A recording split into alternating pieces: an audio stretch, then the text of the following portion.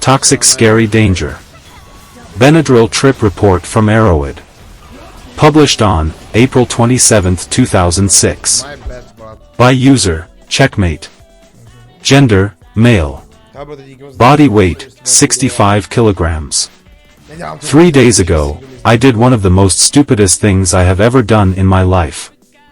Even after reading several experience reports on taking BENADRYL recreationally and how bad of an idea it was, I decided to give it a try. Over a period of 4 hours, I ingested 16 pills. I started with 6, took 4 more an hour later, then 3 each hours afterwards.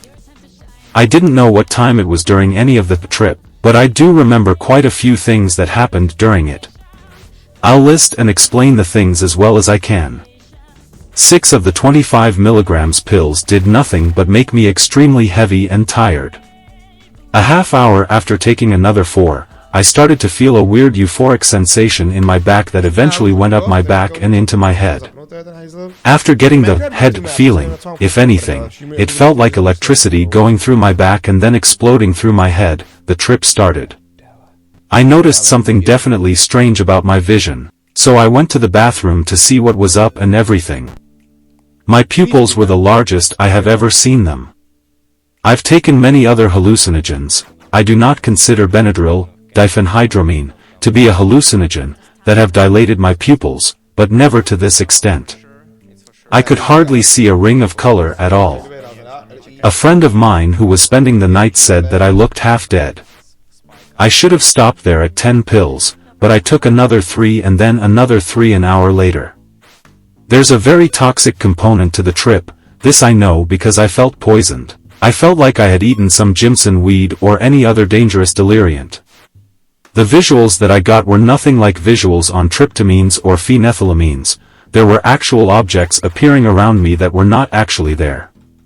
The hardwood floor was shifting and swirling. It was hard to walk on it, not because I had difficulty keeping my balance, but because it felt like the ground was constantly moving around.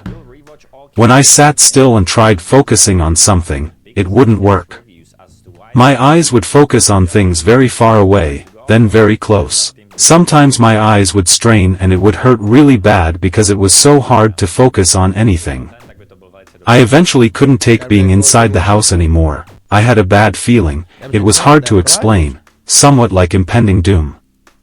I thought something bad was going to happen to me or my surroundings at any seconds, and this lasted the entire trip. I sat on my front porch and looked all around. At this point, the visuals were actually somewhat enjoyable.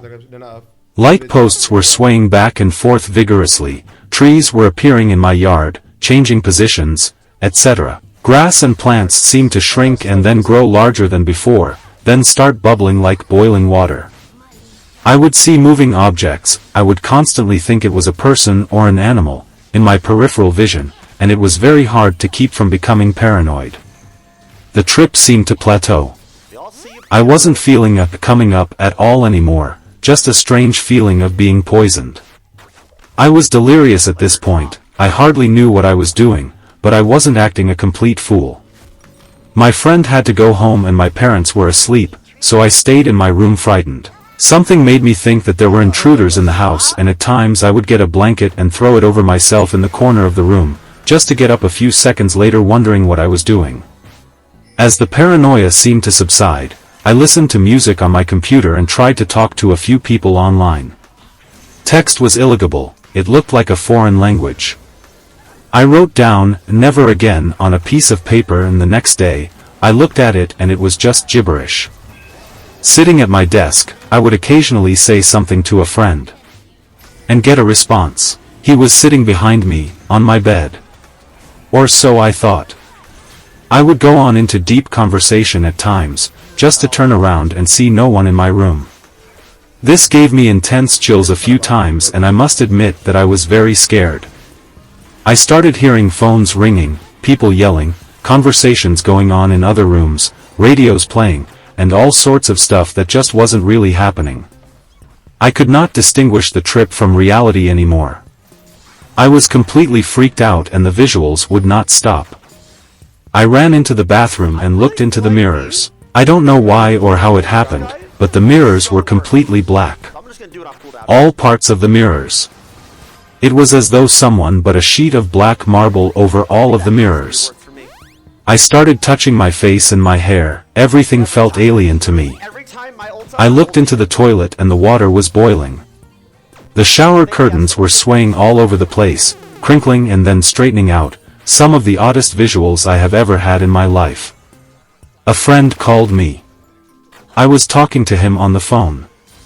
I was talking all right and I could understand him. I told him what had happened and he was asking if I was sure everything would be okay.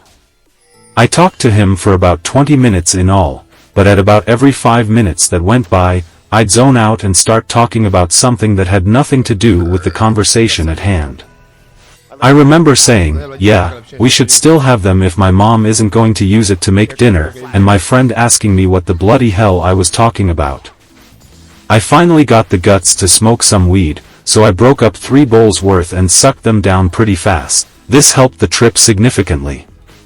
I didn't feel as confused and fucked as I did before, and I actually started to feel tired again, and I decided that it'd be best to try to sleep.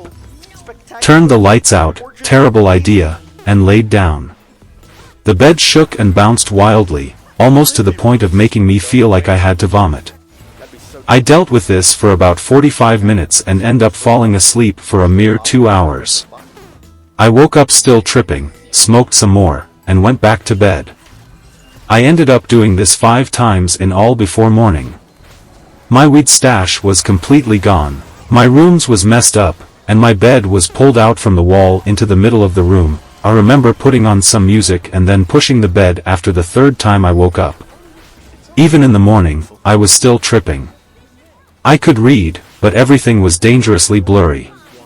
Outside, sometimes I'd trip over stuff because I didn't see it there. Funny, the night before I was seeing things that weren't there, now I'm not seeing things that are there. I almost got hit by a car that I didn't see or hear. I still had feelings of people being around me at times, and I'd say something and look back at them and they were not there. The whole next day, I was still tripping to a certain extent.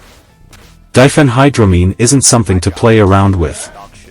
I imagine that it's very toxic at recreational dosages, and it's really easy to do something stupid to myself or other people while intoxicated on it.